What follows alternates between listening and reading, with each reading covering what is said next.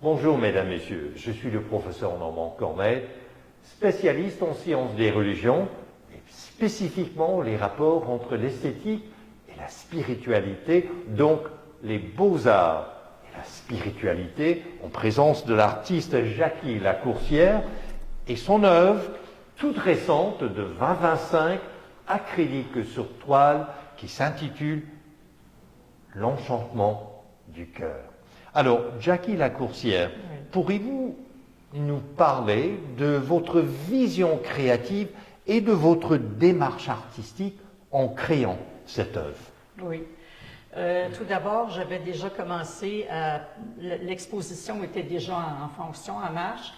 J'ai été atteinte, j'ai été malade pendant un petit bout de temps, comme je vous avais mentionné. Et il me restait ce beau cadre-là que j'avais et une toile du même format qui pouvait figurer avec le tableau.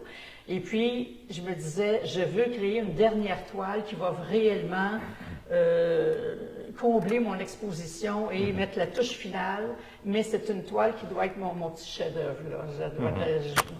Alors, comment je peux dire, je l'ai, comme disait André, en général, quand je plonge dans la peinture, ça se fait de façon assez rapidement en général, parce que c'est comme si les peintres vont le dire, on devient comme de la peinture, on s'étend, et puis ça se fait naturellement. Celle-là, il y a eu comme un début, a fallu que je l'apprivoise, si je peux dire, et à un moment donné, il y a un déclic qui s'est fait, je pourrais presque dire qu'elle s'est faite sans moi. C'est extraordinaire. C'est un grand moment. C'est pour ça que l'exposition, j'appelle ça moment d'éternité. Parce que quand je suis devant une toile blanche et puis que je appose la peinture, tout disparaît, c'est vraiment, je suis au cœur même de l'infini, de l'éternité. Et donc, je l'ai appelé l'enchantement du cœur. Et en parlant de démarche, moi qui collabore avec des compositeurs musiciens spécifiquement en jazz, dont le principe opérateur, c'est l'improvisation. Donc, il y a un élément de l'improvisation. Oui, oui, absolument, c'est ça. Elle n'est pas, comment je peux dire, tu es devant la toile qui est blanche, c'est comme j'écris également, donc je suis devant une feuille blanche, OK? Et puis, mais j'ai appris au cours du temps de me jeter à l'eau. Comme André Moreau, qui est mon compagnon depuis 31 ans, dit souvent, on n'apprend pas à nager en s'installant à plat sur un tabouret et en faisant des mouvements avec les bras et les jambes, mais en plongeant directement dans l'eau. C'est comme ça qu'on va apprendre à nager. Alors la peinture, c'est un petit peu la même chose. Alors tu plonges, tu jettes, premièrement, je suis comme appelée par une certaine couleur, et elle m'appelle. C'est comme un appel. On est appelé par la couleur, un jet, au début tu sais pas trop, et c'est comme si elle était déjà là, dans l'avenir, et qu'il reste juste à la créer. C'est très spécial. C'est comme ça, pour moi, c'est ça. C'est comme ça. C'est intéressant que vous mentionnez ça, Jackie Lacourcière. Il y a peu de temps, Antonine Maillet est décédée. Et j'ai fait un atelier dialogique avec Antonine Maillet. Et lors de cet événement, tout d'un coup, elle s'est levée, puisqu'elle entendait ce que mes étudiants ont écrit en dialogue avec elle, sans savoir que c'était elle. Et puis ça a ouvert tout grand les horizons. Puis elle disait, là je me rends compte que la créativité, c'est apprendre ce qu'on sait. Mais on ne savait pas qu'on le savait. C'est ça, c'est ça. C'est exactement ça. C'est exactement ça. Je trouve ça, ces paroles-là, c'est ça. C'est pour ça qu'il est important. J'avais vu à un moment donné sur Facebook, c'était très bien monté. C'est un homme qui commence, il veut peindre, il est devant une toile blanche. Et là, il regarde sur YouTube, quoi que ce soit, les réseaux, d'autres très, très grands peintres là, qui ont exposé des toiles fabuleuses et tout. Et puis là, au fur et à mesure, ben là, il se décourage, puis il se dit, bon, finalement, je vais faire quoi, moi, là, avec ça? Alors, il reprend sa toile, il remplit, puis il s'en va. OK? Alors, ça, c'est dramatique. C'est dramatique parce que quand tu as quelque chose à dire, là, tu te demandes pas ce que les autres... Il n'y a pas de comparaison à faire. Tu te demandes pas ce que les autres vont penser ou quoi. Tu jettes à l'eau, tu t'exprimes, ça va donner ça. De toute façon, quoi qu'on dise, quoi qu'on fasse, on sait très bien qu'il y a une partie, il y a toujours la moitié des gens à qui ça va plaire, une autre partie, ça va être le contraire. Donc, on ne peut pas plaire à tout le monde. Donc, l'important, c'est vraiment d'être soi-même, là, entièrement. C'est ça. Alors, quand je regarde cette toile, Oui. L'Enchantement du cœur, une question que je me pose, c'est le rôle, la partie du hasard, l'aléatoire. Oui. Qu'est-ce que ça fait dans votre... L'aléatoire se confond, avec ce qui doit déjà être là. Ah, d'accord. C'est comme si, moi j'ai toujours tendance à dire que le hasard, l'aléatoire n'existe pas comme tel de toute façon. Et j'avais lu un livre à un moment donné, bon, le nom m'échappe, ça c'est un petit peu... j'ai ce bout de la langue. C'est un écrivain qui a écrit plusieurs livres et avant de mourir, il avait pensé à écrire un livre, mais qu'il n'avait pas terminé. Il est décédé et une fois, on va dire, dans un autre état, plus éthérique, il s'est rendu compte que le livre qu'il n'avait pas encore écrit, sur Terre, sur le plan physique, était écrit, il était dans la bibliothèque céleste, si on peut dire. J'avais trouvé ça remarquable, c'est que nous sommes appelés par nos œuvres. On dit que nous sommes fils ou filles de nos œuvres. À quelque part, c'est vrai parce qu'elles nous mettent au monde d'une certaine façon. Comment dire? Ouais, mais il y a une synergie, chose certaine. Oui, et d'ailleurs, oui. cette œuvre dégage cette synergie. C'est ça. Autre chose que vous mentionnez dans la Bible céleste, la première fois que j'ai regardé cette œuvre, je me suis dit, mais elle est cosmologique. Oui. Je ne sais pas s'il y a un rapport pour vous avec la cosmologie. Comment dire? L'enchantement du cœur, c'est l'ouverture, hein? C'est l'ouverture au monde, l'ouverture à tout. Donc, automatiquement, voyez-vous, j'ai une autre toile ici que j'ai appelée Amorce d'un univers, OK? Ou le mouvement de l'univers. Donc,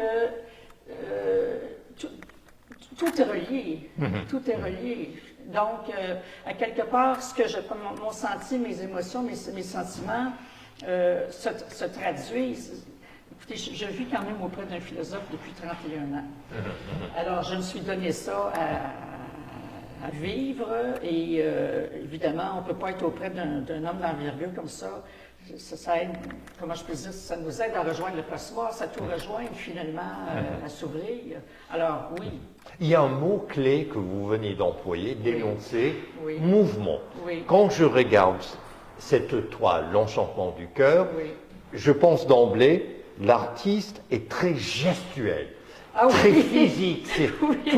Tout est en action et dans le mouvement. Sur le plan pictural, ça foisonne, ça va partout. Vous me voyez? Oui. Oui, effectivement, c'est ça. Il y a beaucoup de... On me dit souvent ça, que dans mon œuvre, dans mes œuvres, il y a du mouvement. Effectivement, ça me reflète sûrement parce que le statique, finalement, à partir du moment qu'on devient trop statique, la vie, c'est le mouvement. La vie, c'est le mouvement. On me demandait quel est ton concept, tout ça, est-ce que c'est conceptuel? Quand un peintre étale sa peinture sur la toile, il ne pense pas à un concept nécessairement. Il ne réfléchit pas. C'est instinctif, c'est intuitif, ça se fait tout ça. C'est son être qui projette sur une toile. Alors... Et sur le plan technique, j'aimerais vous poser une question. Qu'est-ce qui informe le choix des couleurs? Comment se fait-il que vous avez choisi cette gamme de couleurs? Très bonne question. Très, très bonne question. Bon, je savais, je vais vous parler de celle-ci. Celle-ci, je savais au départ que je voulais l'encadrer.